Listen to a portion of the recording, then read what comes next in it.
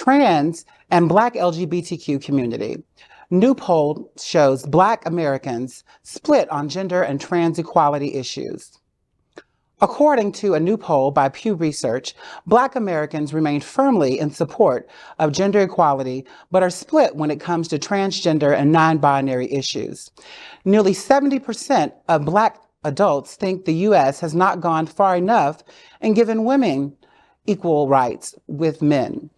And 86% think that mothers and fathers should share parenting responsibilities. However, when it comes to accepting transgender and non-binary people, the issues gets a little more complex. Only 36% of Black adults say that society has not gone far enough in accepting Black people who are transgender. However, 31% say that the level is just right.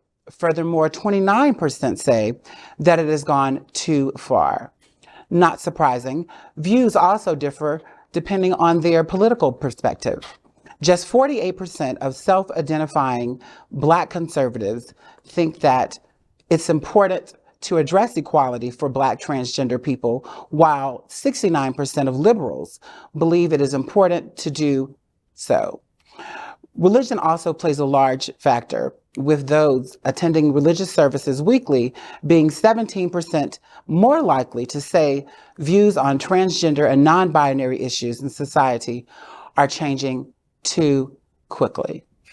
Well, y'all, I think this is really a lot to unpack when I think about this. You know, when I think about it in the perspective of being a Black trans woman, I think that me as a Black trans woman and looking at each one of you and you being Black, of course I identify as being Black. When I think about you as a woman and the disparities that you go through with healthcare and men trying to tell you what you can do to take care of your body, I feel the same way that you do with people trying to tell the government and men trying to tell me how I can take care of my body. You know, I feel that the social justice issues that you face, I face. The taxes that you pay, I pay. Being married, having children, everything in that nature, I experience the same thing.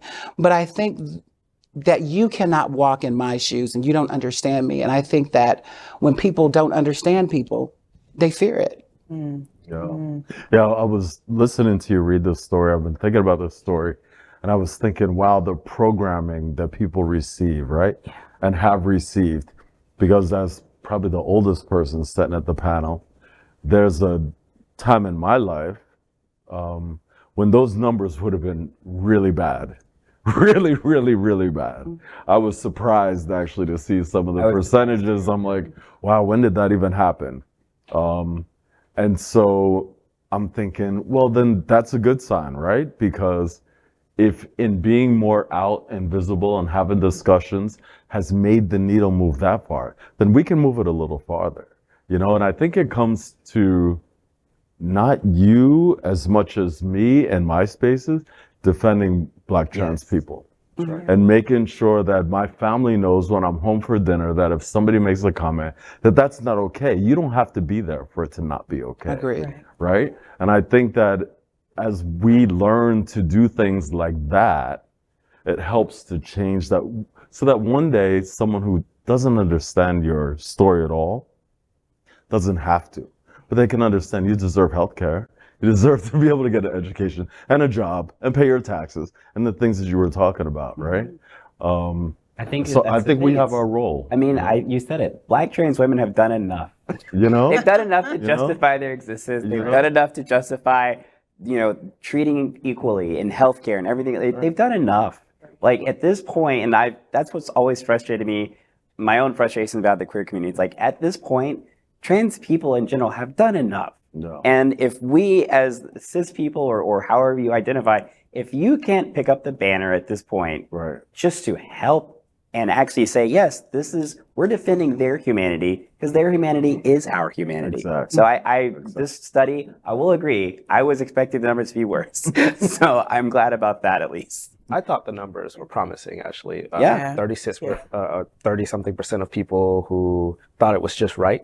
a lot of those people can be moved over, in my Yes. opinion. They Right. aren't necessarily saying, it's gone too far. They're not necessarily saying that it's right where it needs to be, but just saying that it's just right now. I mean, that's Right. promising. I thought that number would be a lot smaller. Well, and that to me means there's more people with us than against, right? Like if we take the third that say that we need to do more, the third that say, it's just enough, like that's the majority of folks. And I think, Adriana, your comment about the taxes you pay, I pay, I think that is so poignant because I'm assuming that none of us at this table are very, very rich, right? And I know that means that we are paying and giving into this government, into this society that continues to take away from us. Well, from certain people. Yes. And I think that's disgusting. I think that we're also under some impression that just because you don't understand someone's story or identify with their story, that you have to be mean and hateful and discriminatory. And I think that we need to be in a place of accountability that's like, it's not about you. Like you don't get to act like that just because this is not your story, just because you've never experienced or you don't think you know a trans person, you don't get to act like this in this space. So. Yeah, absolutely. Next. LGBTQ plus news is vital for our community and for the broader world as a whole. We have enough enemies at Fox News. Tucker, Sean, and Lara are loud. We need passionate allies. Happening Out Television Network, Queer News Tonight, and It's Happening Out are literally out of the closet and into the headlines. Our community needs your support. Like this broadcast and subscribe now to ensure the growth of the entire LGBTQ plus community.